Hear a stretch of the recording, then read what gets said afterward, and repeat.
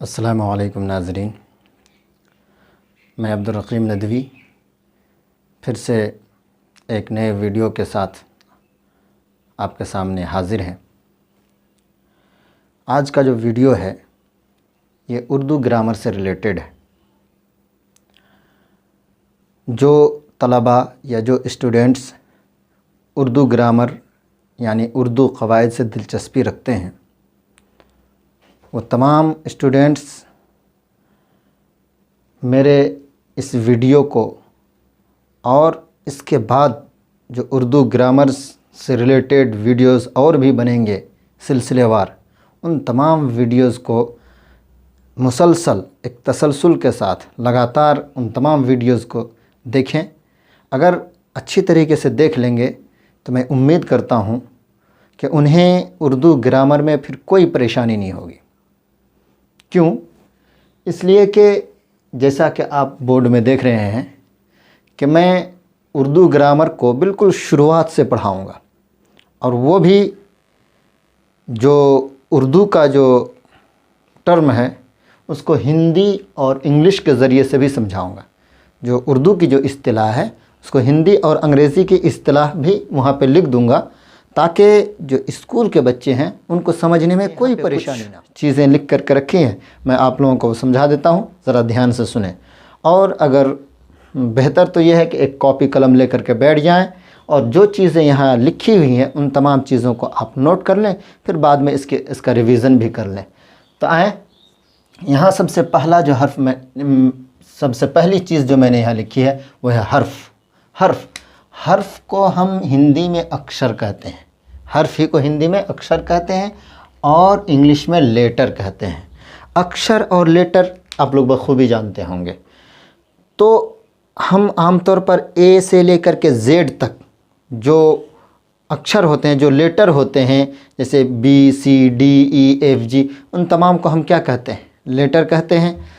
اسی طریقے سے الف سے لے کے یا تک، الف سے لے کے یا تک کے بیچ میں سے کوئی بھی حرف ہو، جیسے یہاں مثال کے طرف با ہے، جیم ہے، دال ہے، عین ہے، یہ ایک حرف ہے، جیم ایک حرف ہے، دال ایک حرف ہے، عین ایک حرف ہے، ٹھیک ہے؟ تو الف سے لے کے یا تک جتنے بھی ہیں ان تمام کو الگ الگ اگر آپ بول رہے ہیں، کہیں سے بھی بیچ سے بھی اس کو اگر بول رہے ہیں تو وہ حرف ہوگا، ٹھیک ہے؟ اسی طریقے سے اب ہم آگے بڑھتے ہیں اور حروف تہجی کو دیکھتے ہیں۔ حروف تہجی، اس کو ہم ہندی میں ورن مالا کہتے ہیں اور انگلش میں الفابیٹ۔ یہ بھی بہتر طریقے سے جانتے ہیں کہ الف سے لے کے یا تک جتنے حروف ہیں ان تمام حروف کو جب ایک ساتھ ہم بولیں گے تو ان کو حروف تہجی کہیں گے۔ یعنی یہاں پہ جو میں نے یہ پورا گھیرا ڈال کے رکھا ہے، الف سے لے کے یا تک میں نے لکھ دیا، اور الف سے یا تک یہ جتنے ہیں یہ پورے کے پورے حروف تہجی ہیں۔ اب اگر صرف آپ یہاں سے اتنا لیں، اتنا کاٹ کر کے اتنے کو آپ کہیں گے کہ یہ حروف تہجی ہے، صرف اتنے ہی کو کہنا چاہیں الف سے لے کر کے دال تک، تو پھر اس کو حروف تہجی نہیں کہیں گے، بلکہ حروف تہجی آپ کے الف سے لے کے یا تک پورے کو کہیں گے، ٹھیک ہے؟ اب حرف کو دیکھیے اور حروف تہجی۔ حرف، آپ کسی بھی ایک حرف کو یہاں سے اٹھا لیں سین کو، اس کو آپ حرف کہہ دیں گے۔ حمزہ کو اٹھا لیں، اس کو آپ حرف کہہ دیں گے۔ لیکن آپ صرف اگر کہیں گے کہ یہ جو صاد ہے ہم صرف اس کو ہم حروف تہجی کہہ دیں گے، یا تو کو ہم حروف تہجی کہہ دیں گے، تو پھر یہ غلط ہوگا۔ حروف تہجی کہنے کے لیے آپ کو شروع سے لے کر کے آخر تک حروف تہجی یوں ہی کہیں گے، فوراً سننے والے کے ذہن میں آ جائے گا کہ الف سے لے کے یا تک جتنے حروف ہیں وہ تمام کے تمام شامل ہو جائیں گے۔ اسی طریقے سے انگلش میں بھی آپ لوگ جانتے ہوں گے کہ الفابیٹ کسے کہتے ہیں۔ اے ٹو زیڈ، اے سے لے کے پورے زیڈ تک کو الفابیٹ کہتے ہیں، اور ان میں سے اگر ایک کسی الگ کو اٹھا لیے، ایم اٹھا لیے، ایف اٹھا لیے، اس طرح سے الگ الگ کر کے بول دیے تو پھر وہ لیٹر ہو جائے گا، ٹھیک ہے؟ اس کو ہم الفابیٹ، یہ بی ایف ایم، اس کو اگر ہم کہیں گے الفابیٹ تو غلط ہو جائے گا۔ الفابیٹ اے سے لے کے زیڈ تک پورے کو کہیں گے، ٹھیک ہے، تو اسی پرکار سے آپ کے حروف تہجی بھی ہیں. حروف تہجی الف سے لے کے یا تک پورے کو کہیں گے، اور حرف صرف کہیں سے بھی کسی بھی حرف کو بیچ سے اٹھا لیے بول دیے اس کو حرف کہیں گے. اب ہم لوگ جلدی جلدی آگے بڑھتے ہیں.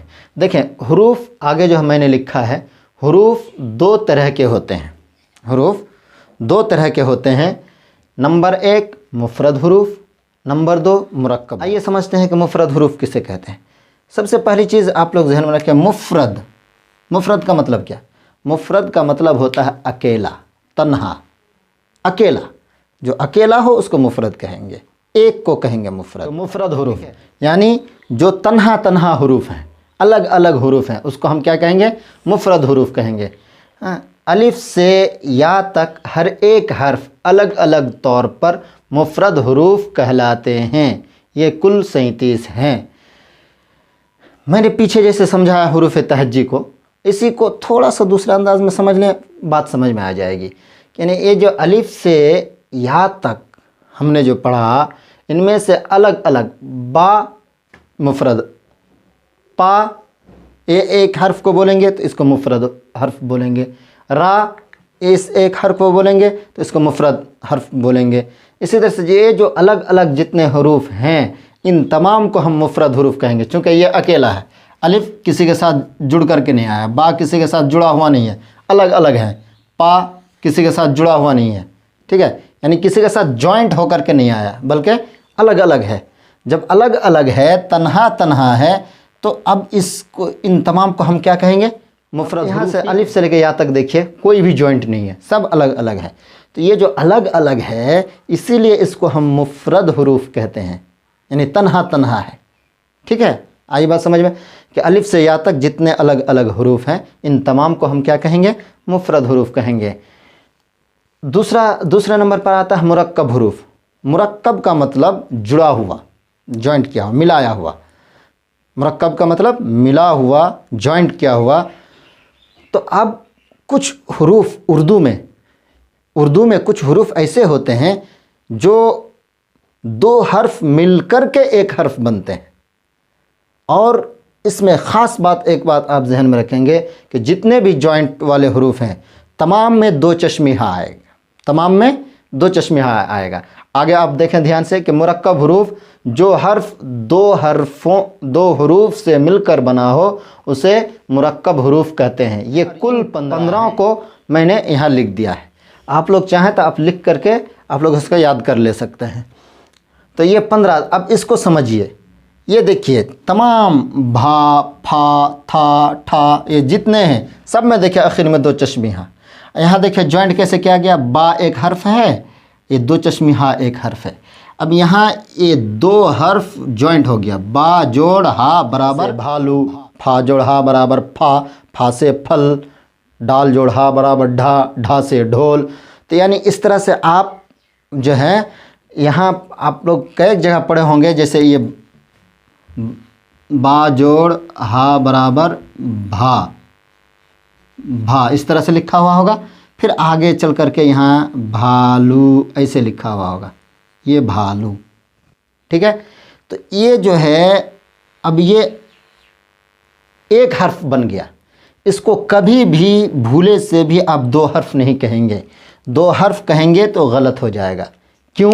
اس لیے کہ دو چشمی ہا جو ہوتا ہے یہ کبھی بھی اکیلا استعمال نہیں ہوتا ہے، کبھی بھی اکیلا استعمال نہیں ہوتا ہے، بلکہ جو دو چشمی ہا ہوتا ہے وہ ہمیشہ اپنے سے پہلے والا حرف، اپنے سے پہلے جو حرف گزر چکا ہے اس حرف سے مل کر کے وہ استعمال ہوتا ہے. جی ہاں اسٹوڈنٹس دھیان دیں، میں نے یہاں پہ ابھی ہم لوگوں نے جو سمجھا وہ یہ کہ حروف کسے کہتے ہیں، مفرد حروف کسے کہتے ہیں، مرکب حروف کسے. لفظ کو ہم ہندی میں شبد بولتے ہیں. لفظ کو ہندی میں کیا بولتے ہیں؟ شبد بولتے ہیں، اور انگلش میں ورڈ بولیں گے. لفظ کو ہندی میں شبد، انگلش میں ورڈ. تو آپ لوگ شبد اور ورڈ شاید جانتے ہوں گے. ہاں اگر نہیں جانتے ہیں تو میں اس کو بڑے آسان زبان میں آپ لوگوں کو سمجھا دیتا ہوں. اس کی دو طرح کی تعریف ہے. اس کی دو طرح کی تعریف ہے. پہلی تعریف، انسان اپنی زبان سے جو کچھ بولتا ہے اسے لفظ کہتے ہیں. इंसान, हम, आप और दूसरे लोग जो कुछ भी अपनी ज़ुबान से, अपने मुंह से जो कुछ भी बोलता है उसे हम क्या कहेंगे? लफ्ज़ कहेंगे। ठीक है। और इसकी जो दूसरी तारीफ़ है वो ये है कि दो या दो से ज़ायद हरूफ को तरतीब देने से लफ्ज़ बनता है।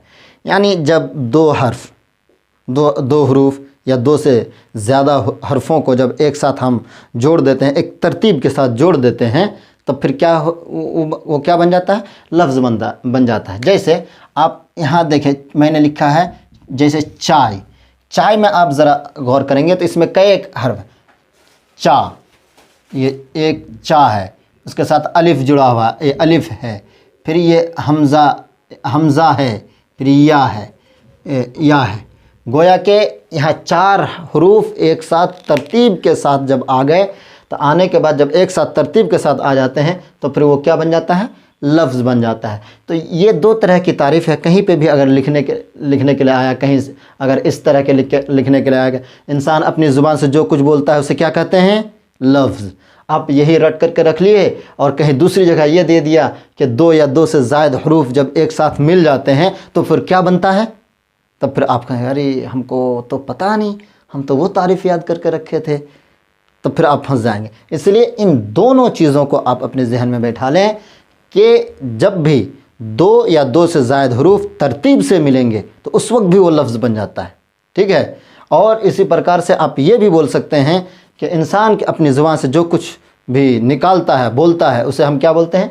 लफ्ज़ बोलते हैं। जैसे चाय दे दिया है, चाय, मुँह से आवाज़ निकली, चाय, आवाज़, ये आवाज़ निकली। अब इस आवाज़ को हम क्या कहेंगे? लफ्ज़ कहेंगे। वाय, ये भी मुँह से आवाज़ निकली, इस आवाज़ को हम क्या कहेंगे? लफ्ज़ कहेंगे। यानी मुँह से जो भी आवाज़ निकलती है, ठीक है, उस आवाज़ को हम क्या कहेंगे? लफ्ज़ कहेंगे। बस इतनी सी बात जहन में रखें। लफ्ज़, मुँह से जो भी आवाज़ निकले, ठीक है, चाहे उसका कोई मतलब बनता हो या ना बनता हो, उसको हम लफ्ज़ कहेंगे। लफ्ज़ की 2 किस्में हैं। नंबर 1 मौजू, नंबर 2 मुहमल। नंबर 1 मौजू, नंबर 2 मुहमल। जो लफ्ज़ बामाना हो तो उसे मौजू कहते हैं। ठीक है।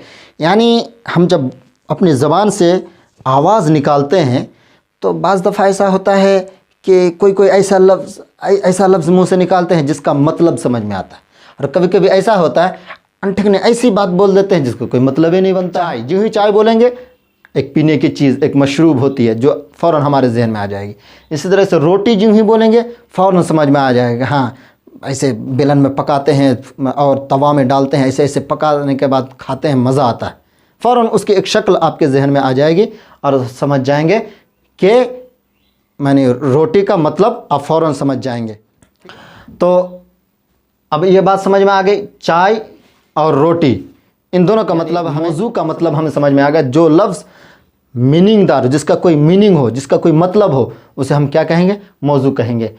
और जो लफ्ज़ बेमाना हो, जिसका कोई मतलब, मैंने इसका अपोजिट मान लीजिए, मौजू का अपोजिट, मौजू यानी जिसका कोई मतलब है, और मुहमल जिसका कोई मतलब नहीं है, उसका कोई मतलब ही नहीं बनता है।